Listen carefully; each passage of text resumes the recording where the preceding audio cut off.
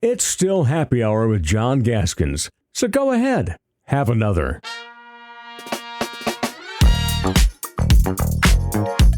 Well, it's not every day that you get to talk to just one of the best ever to do it in South Dakota in their sport. And Brooklyn Meyer at South Dakota State certainly qualifies. She's the third leading all-time scorer at SDSU. She's one of the 3 2,000-point club members in class with Macy Miller and Maya Selland.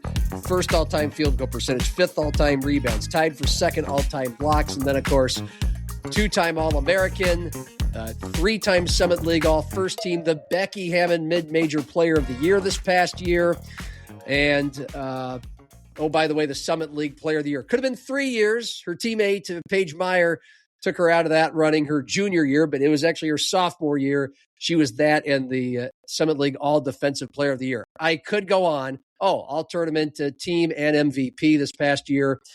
And it's interesting to catch up now with Brooklyn and what is next in her career and her life. And I appreciate you joining Happy Hour today. Describe what the last couple of days have been like for you. You didn't get drafted, and some projected that you would. I can't imagine how nerve-wracking that was. And to this point, we're recording it Wednesday, 1:30. You haven't been picked up as a free agent on any of those teams. That's shocking to us. Tell us how you've been processing all that. Yeah, I feel like, obviously a little disappointed that no team has reached out to me, but I feel like too, just to even be in that conversation and get to enter my name in the draft has been a really cool experience. And I just feel so honored to, be in that conversation. And these last couple of days have been a little weird. I'm still trying to, figure out what's next for me. I don't really have anything for sure, but yeah. I thought I'd rip that Band-Aid off right away. What, to your understanding, before draft night, down to the last few days, hours, minutes, what was your understanding of what kind of chances you had? I'd kind of heard like a few different things. I felt like I had a pretty good chance of, making a training camp or something like that. But, obviously that opportunity didn't come. And it's like I said before, it's a little disappointing, but I feel like I think everything happens for a reason. And, when one door closes, another opens. The next question is, how strong is your desire to continue to play basketball, to find ways to play it professionally outside of the WNBA?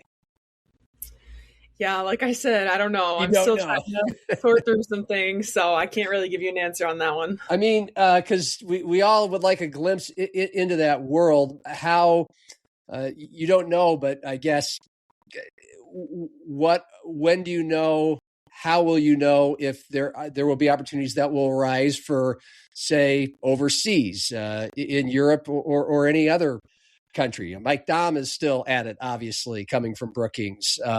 Is that something that might be in your wheelhouse or consideration?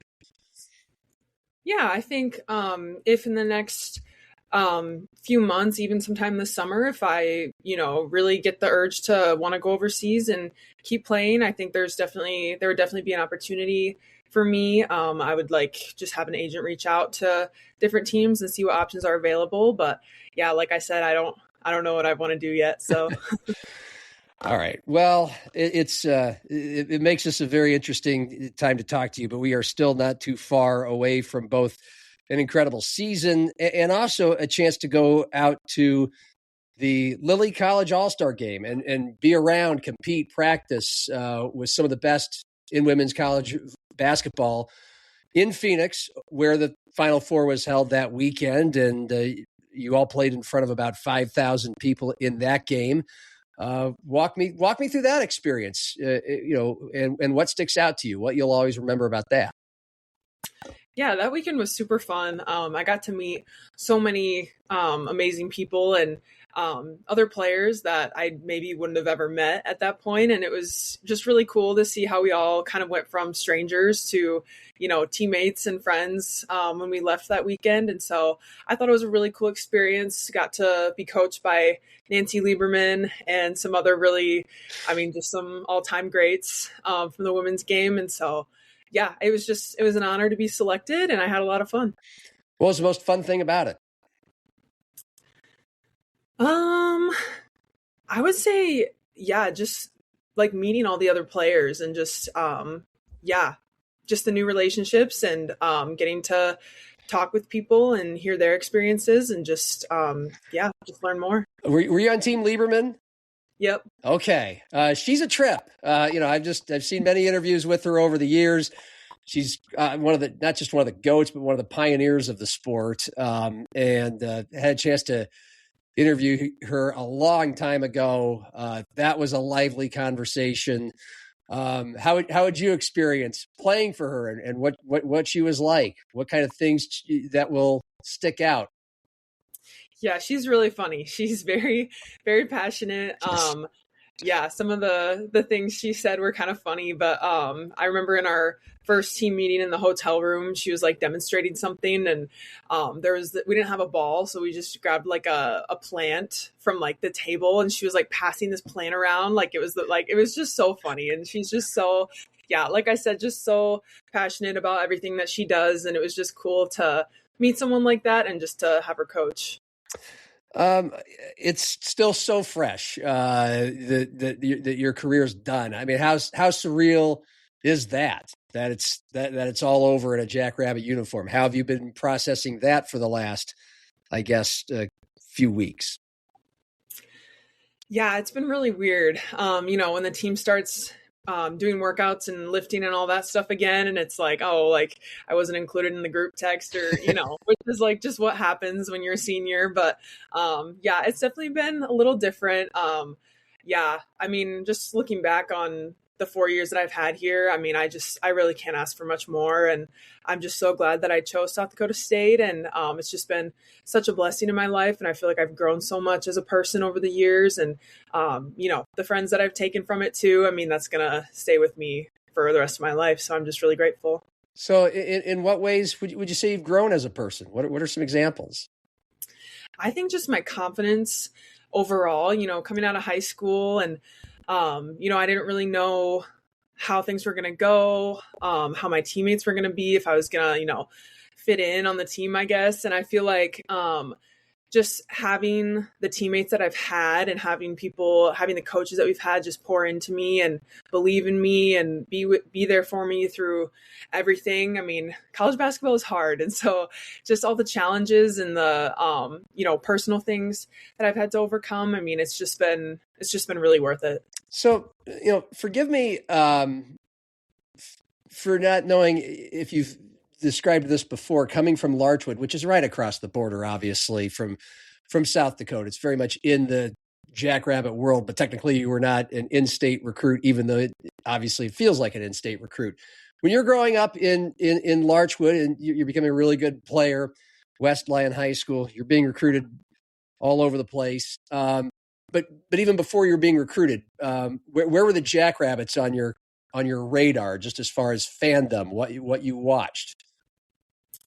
My parents weren't really like diehard fans of any college, really. They were pretty neutral. So I feel like in Larchwood, it's like you're either diehard Iowa or diehard Iowa State. So, but they kind of stayed out of that. And I kind of I knew about SDSU and USD and all that, but I didn't really go to any games or anything like that till I was in junior high. Okay. So you were like one of these girls that grow up in South Dakota and, just wanting to be a Jackrabbit since they were in diapers. That wasn't quite you. No, not quite. Did you have Iowa or Iowa State? Like, were you a fan of either of those teams? Not really. I mean, obviously I loved watching Caitlin Clark play and, all the big runs that Iowa women's basketball went on during those years and all that stuff. But yeah, I wouldn't say I was like, a super fan of anything. When did colleges first start calling you, tracking you down, talking to you at AAU or events?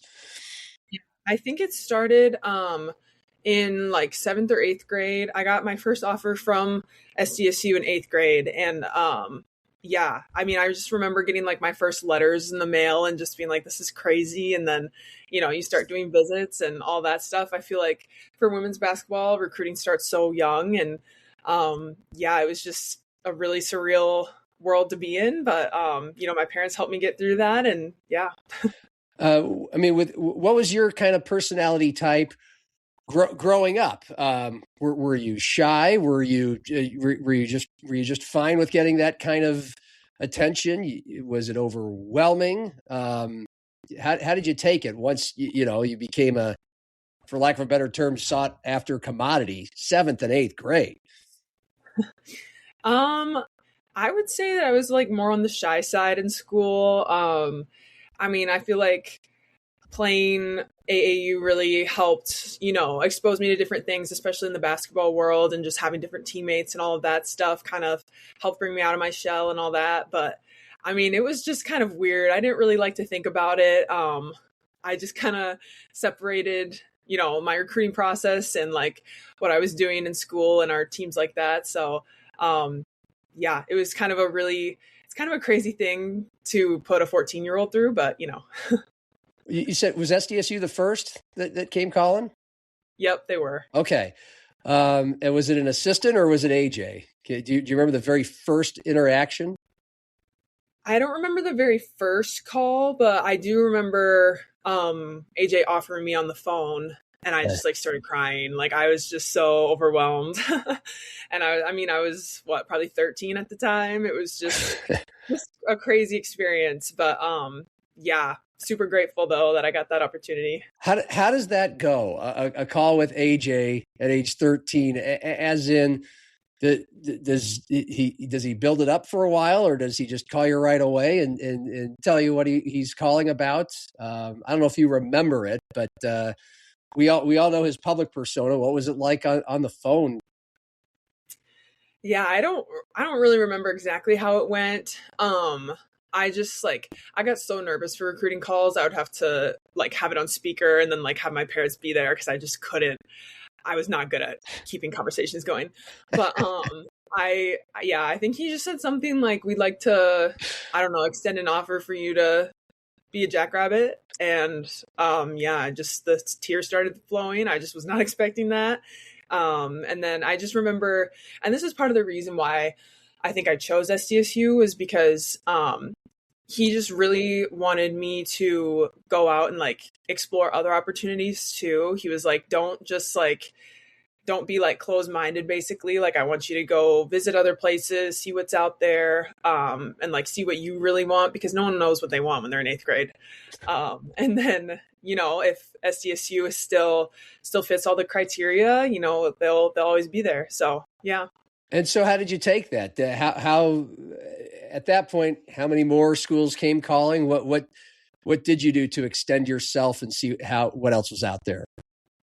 Yeah, I kind of kept my recruiting process to the Midwest. I kept it to the Iowa schools, South Dakota schools, Nebraska was up there on my list. I had offers from Minnesota, the North Dakota schools. I kind of just kept it in the area, Wisconsin. I just knew I didn't want to go too far from home. And I felt I don't know, it was really cool to go visit those big campuses, and we went to a few football games where it's sold out and crazy games. But yeah, I felt like it was a good experience. So when you're talking schools you're talking about the University of Nebraska. Mm-hmm. You're talking about the University of Minnesota, University of Wisconsin. They all was interest, or did they all offer you? They all offered. Wow. By when? By when were these offers coming in? I think it was my sophomore into my junior years. Iowa State, yes and yes. Yep, and Drake too. And Drake. So I think of all these schools, correct me if I'm wrong, probably SDSU was the closest in proximity, but what to Larchwood? But what made it SDSU for you when you had all these other big school offers?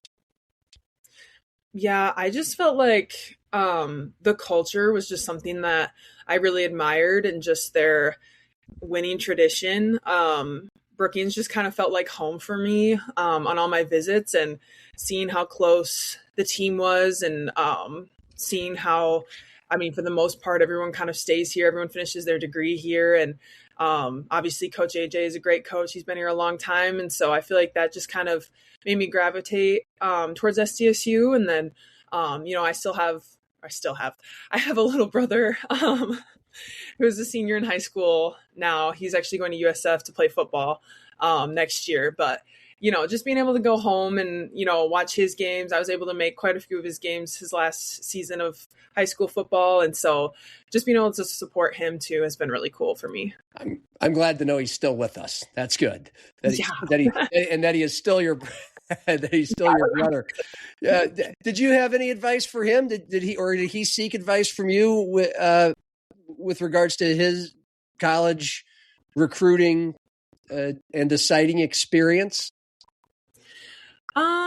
Yeah, I feel like I helped, just with those conversations, and, text to coaches, it can be kind of intimidating, and, what do I say? How do I respond to this? That sort of thing. But yeah, I feel like we're very similar in the way that we both appreciate relationships, and a lot of players that he played with in high school are actually going to USF to play football as well. So he's got a good group of buddies that are going to be there with him too. And I think he just really enjoys, working hard and being a part of a team like that. And I'm really excited to see what he does in these next few years. Yeah. Something to track for sure. But you get to SDSU, you're playing as a freshman, you play in all 35 games. I'm interested. That was as a true freshman. You didn't redshirt, did you? No, I didn't redshirt. Yeah, I mean, so you got thrown right into the fire. How ready did you feel like you were? You did fine, 5.5 points, 3.5 rebounds a game. You shot 50% right away. But just in your own mind and experience, how difficult or not was it to adjust? Yeah, I felt like it was a big adjustment just from, in high school, and every player can relate to this, you are the star player, and you kind of have to carry a lot in terms of just, production and creating things for your teammates as well and all that stuff. And so I felt like that was definitely an adjustment for me. Just, what is my role on the team and how can I help? And obviously college is a lot faster. The girls are bigger and stronger and all of that. And so that was an adjustment. And I just felt like that was a good year to, just get exposed to all of that stuff and get to witness, Maya and Peyton and Drew and all of them just flourish in their senior years. And just getting to be a part of that was really cool for me. What kinds of things, and I'm sure you've been asked this a zillion times, but hopefully not for a while, so maybe people forgot the answer. What kinds of things did Maya teach you, show you, and what kind of a help was she?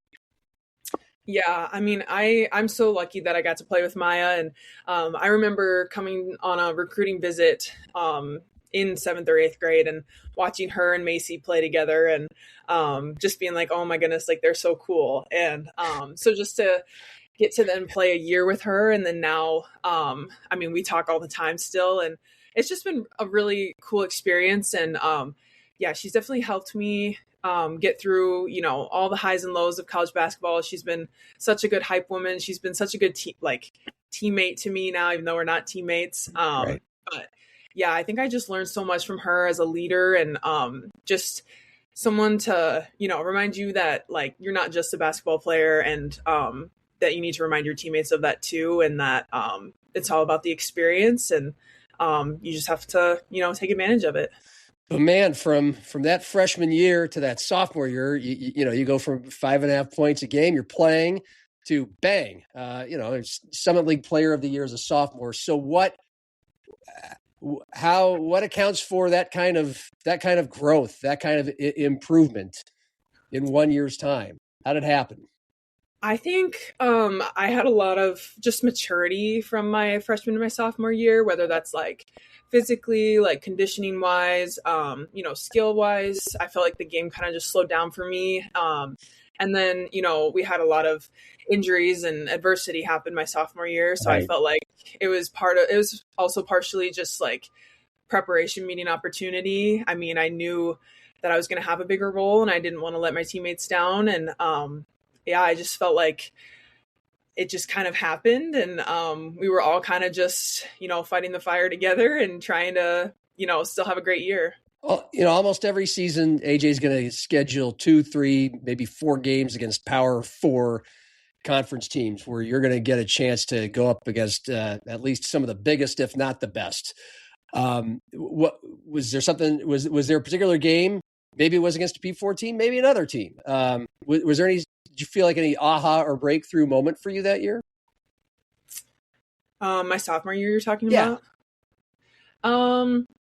I would say like when we went to South Carolina my sophomore year in the non-con, I felt like, I don't know. Sometimes I feel like I played better in those games because it was just like, well, we have nothing to lose, and this girl's 6'7", so I don't know. I can like try stuff. I don't know, but I felt like that game was I don't know, just really good for me and for my confidence, and just I feel like that just kind of carried into the rest of my career of just like, yeah, you just like don't back down from anything, I guess. Who was it? Forgive me that you went up against in that game. Do you remember her name? Do you remember what it was like to battle down there? That was the year they had Camila Cardoso and Ashlyn, I think her name's Ashlyn Watkins, when she was healthy, Chloe Kitts. But yeah, I mean, I'm not saying I could guard Camila Cardoso very well, but I mean, she's really tall, but yeah, that's kind of who was on the team. Well, that's where I was going next. You mentioned 6'7", and you've had a few more of those opportunities through the years against teams like maybe Duke or Texas, Washington, and most recently UConn. When they're a little bit taller than you, and you mentioned obviously it's just hard to guard somebody who's a few inches taller, but that's your assignment.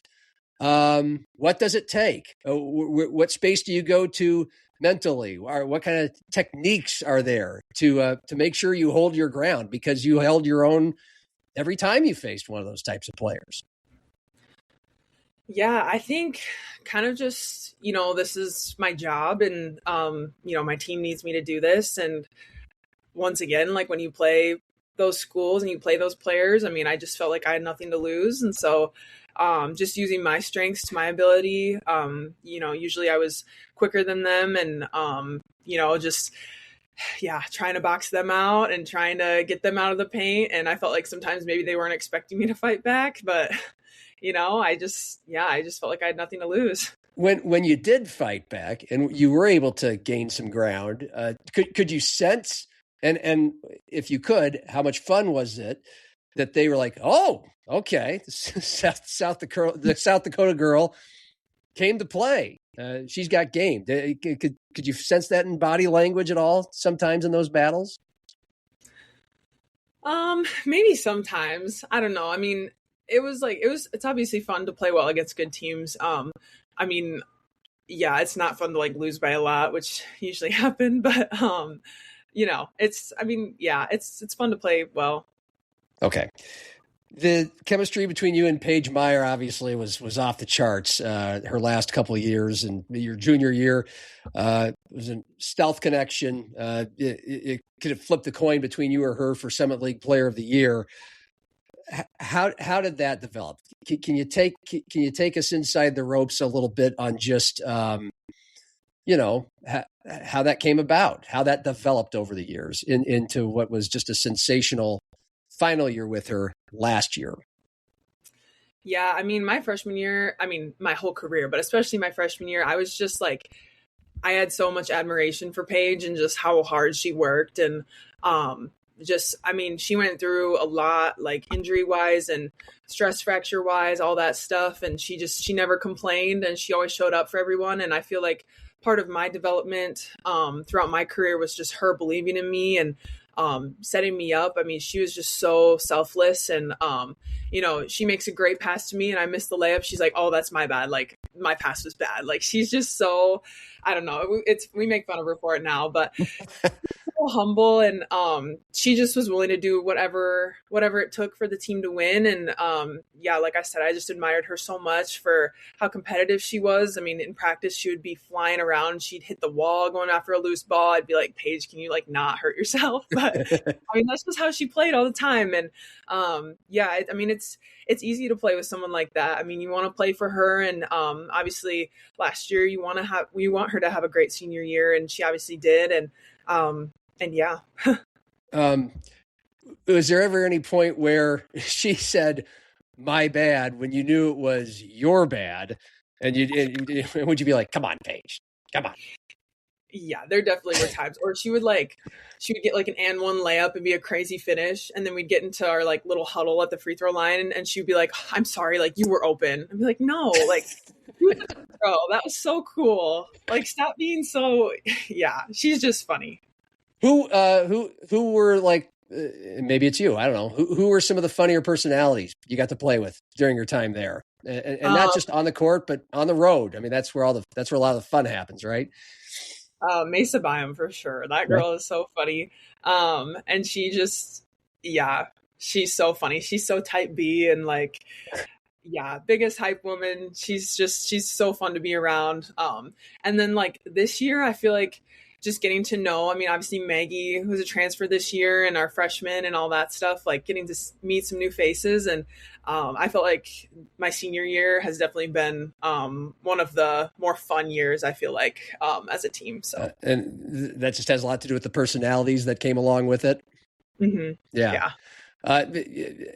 Any particular laugh out loud stories from the road, or a team meeting, or anything like that?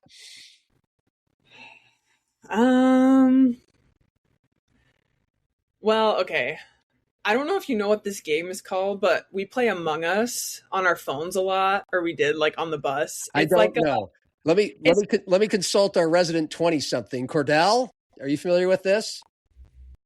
He sure is. Okay, but I have no idea what it is, and I'm guessing a lot of people listening to this don't either. So go ahead, explain and walk us through the story. It's like it's just like on your phone, everyone downloads it, and then you all get connected to the same server, and like it's like the goal of it. So like you're either like an imposter, where like you're trying to like get everybody else out and no one knows who you are. So we're like on the bus, like, I don't know, like accusing people of like, oh, like you killed so-and-so, or I don't know. It's just, we really got into like some heated things on the bus, but anyway, it made us close. But one time it's one of our teammates' birthdays, and she was like, we should all just get like sweatshirts in our Among Us like player colors. So, and this is like at breakfast, I think it was like at NDSU. And we're like, it's like right before we're about to watch film. So we're all like on our phones, like trying to find the right color, like for our sweatshirts. And like AJ walks in and he's like, are you guys really shopping right now? Like he was probably so concerned that we weren't like locked in on the game or whatever. But I don't know. That was just like a funny thing throughout the year that we just like played, and yeah. Okay. Where can your mind race to when I ask you what are some of the funniest AJ moments that you may have had in your career? Could be anything. Huddle, big moment in a game, anywhere on the road, out of the court. It doesn't matter.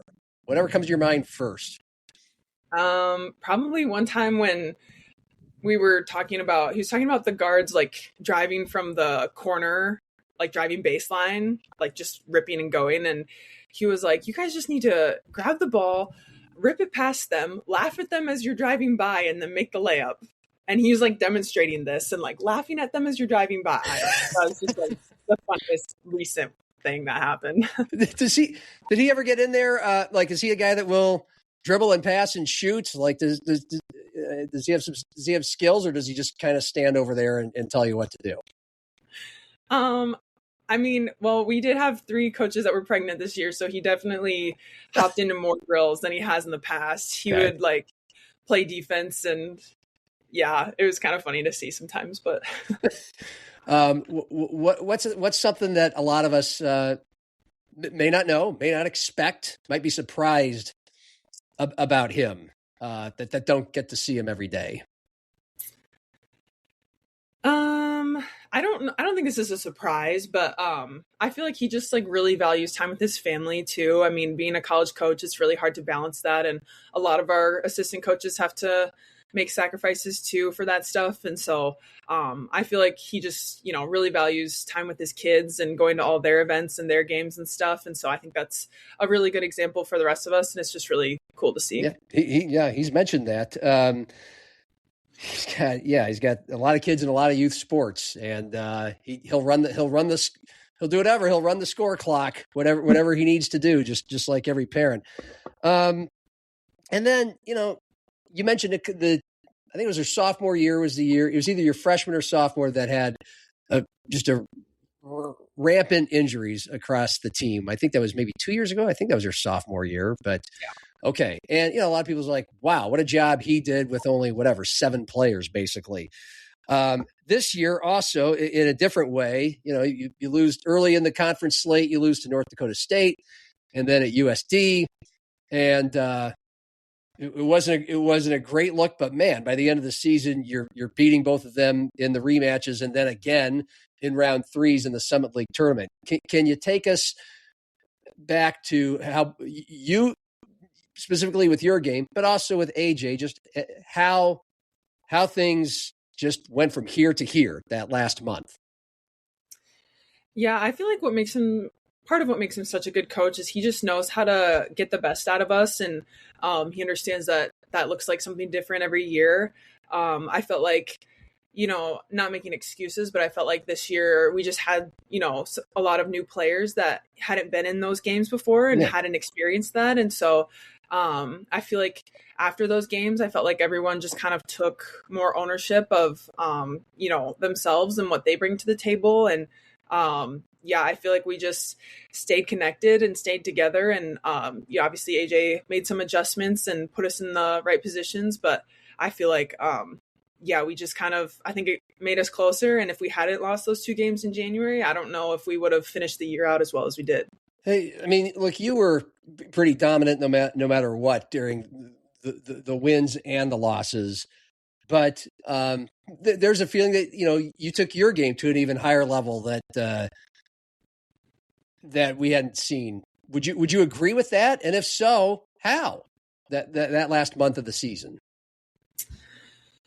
Yeah, I feel like not even just myself, but all of the seniors. I mean, I think it just came to a point of, we only have so many more days left as Jackrabbits, and we just wanted to make the most of it. And personally, I felt like I didn't need to prove anything to anybody else other than myself and, to our team. And I just needed to show up for them. And I just wanted to, leave SDSU basketball knowing that I'd given it everything that I had. And I think it was just really freeing to just have that mindset and to just go all out. Yeah, and you did. And you addressed this in the way I think a lot of people thought you would address the battle with Avery Coonan. I mean, she wins the Player of the Year award. Her team wins the regular season title, and you got a chance, obviously, in a rematch in Fargo that went well for their only conference loss, and then again in the championship game. And you mentioned in that championship game, hey, they're double teaming me, we're double teaming her. It's not all one-on-one. However, I mean, you're a competitor. How much, not only to win that game in front of the fans, but also that battle with her in the championship game. How bright was the fire burning for you? I mean, I have a lot of respect for Avery. I think she's a great player. I have a lot of respect for what she's done for her program and, in her career. I just, like I said, I just feel like I reached a mentality of like, I'm not proving myself to anyone. And I feel like, that's something that I had to learn in my career was that, there's going to be a lot of outside noise and other people are going to tell you, what they think of you or what they don't think of you. And I honestly didn't care. And I would rather have, a ticket to March Madness than any other thing this season. And so I feel like just also having the support of my teammates and being as close as we were, I just felt like, I don't know, it just makes it really fun when you guys all have the same goals. Yeah. I've heard others just describe just, how you make it and made it look so easy. You had a really high field goal shooting percentage. A lot of your buckets were right there inside, near the basket, where you made it look easy. But in your own words, describe just how difficult it sometimes might be to make it look that easy. What do you have to do as a player? What kind of moves, everything? I think it takes a lot of, I've put in a lot of work over my 4 years here. And I think it's just a mindset of like, you miss a shot, like you have to bounce back. The next one's going to go in. And just knowing that every game is going to be a dogfight and it's going to be really physical, especially in the paint. And so just embracing that and knowing that it's not going to go away and that, my team still needs me. And so I'm just going to try to do the best I can. All right. I want to ask you about your major, about nutrition and, what's the official word for it? Sorry. Nutrition and dietetics. Dietetics. Thank you. I'd rather have you say that word than me. Was that your original major? No, I was exercise science right away. But a lot of college kids change their mind, and you're not going into a completely different realm here. It's all under the umbrella of health and fitness. But kind of what got you more into the nutrition and dietetics side? Yeah, so like I kind of mentioned earlier, between my freshman and sophomore years, I felt like I just matured a lot. And like part of that was, taking care of myself and fueling my body for, setting myself up to be the best that I could be. And, with that, I think I kind of became really fixated on nutrition and all the stuff that goes into that. And so I feel like that just kind of opened a new door for me. And I thought, I want to be able to help other athletes with their nutrition and all the things that go along with that. And so that's kind of how it started. Yeah. How passionate, if not obsessive, did you start to get with that kind of stuff? I feel like it was a healthy amount. Like, it wasn't, too much. I wouldn't say I was too obsessed with that, but, after seeing how much it helped me and helped me elevate my game, I felt like I really just wanted to, like I said, just be able to help out other people and help them experience the same things that I did. Do you have some tips for us? Even those of us who, it's kind of your major, so there's books upon volumes of, but like what kinds of things helped in that realm? Just general concepts that allowed your body to improve and therefore your game to improve from year one to year two. I think just like the timing of, making sure that I was eating enough. I mean, college basketball is really demanding, and just like making sure that, I was having a snack at halftime, or that I was making sure I was hydrated, a lot of things that I didn't really know about in high school or before then. And so just being more careful about like what I was having instead of just, making sure I was eating something. Okay. Are you like super into the, hey, only natural foods, whole foods, no processed foods, type of thing? Or are you still, you're a college kid, you're an athlete, so you can burn it pretty easily at your age, or is that how into it you are?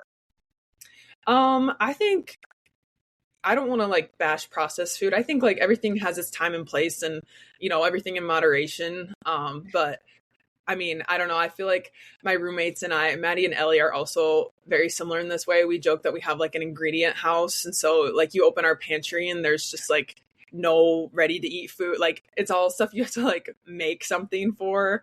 But I mean, I just feel like we all kind of have that mindset, and we all have seen how it's improved how we feel and all that stuff. So, but I wouldn't say I'm like totally against it. I think everything has a time and place. But you're fairly into pretty healthy eating, it sounds like. That's fairly important. And that has to be really helpful to have to live with two people who are also in that mindset. So there's not a lot of tempting things laying around, for any of you. And those are,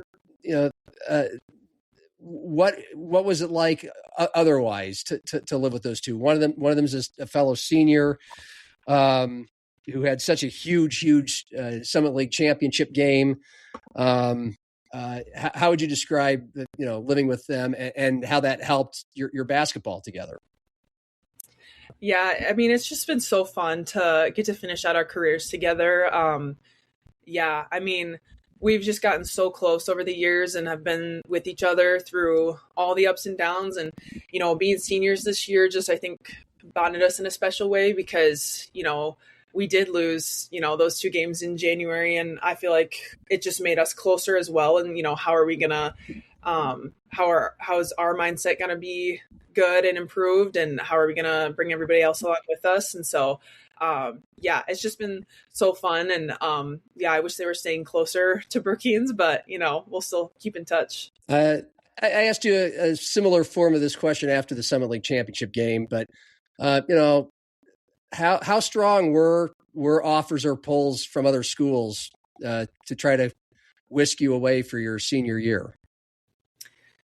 Honestly, I feel like, I didn't show anybody interest, or I didn't explore anything. I didn't really test the waters at all. So I felt like for me, it was a pretty easy decision, to come back. And, when some people from our team last year did enter the portal, I remember Maddie calling me and being like, you're not going anywhere, right? Like, we need to finish what we started. And that's kind of been our mindset this whole year.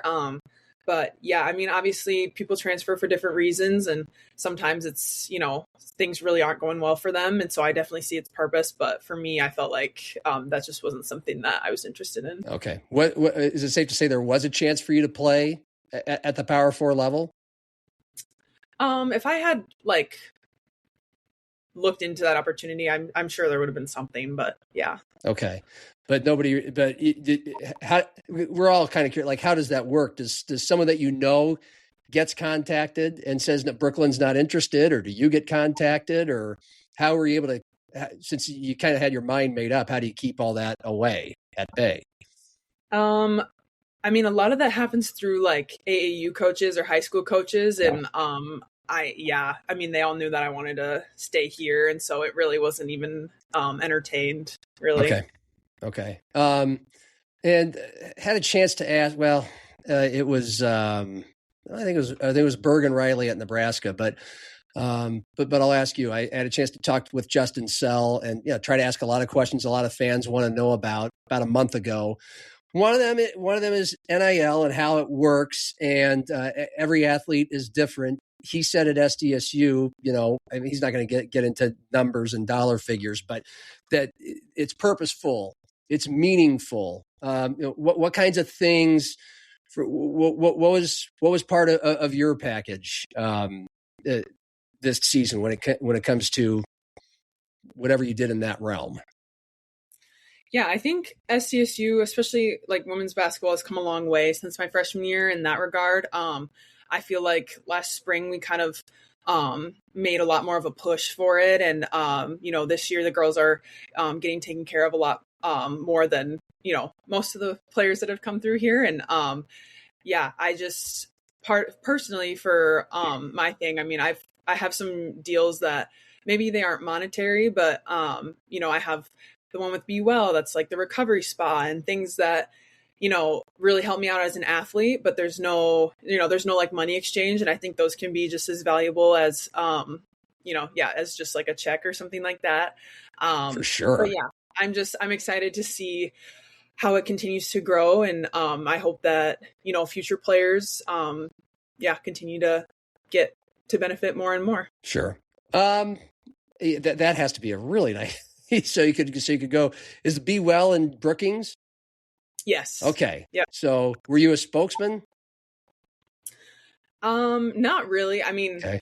I do there's social media posts and stuff like that, and my contract and stuff like that. But but yeah, it's nice to have relationships with people like that too in town. And yeah, it's nice to have a spa you can go to anytime yeah. you like. Gosh, that would be wonderful.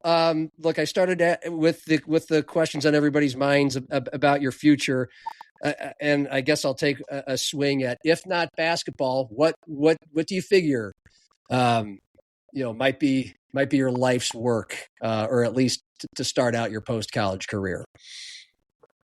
I mean, I can't give away too much, but I feel like, next year I'll definitely have a place at SDSU, because I have one more year left of school. And then after that, I want to, finish my degree and hopefully become a sports dietitian someday and see how that goes. Are you all out of eligibility though?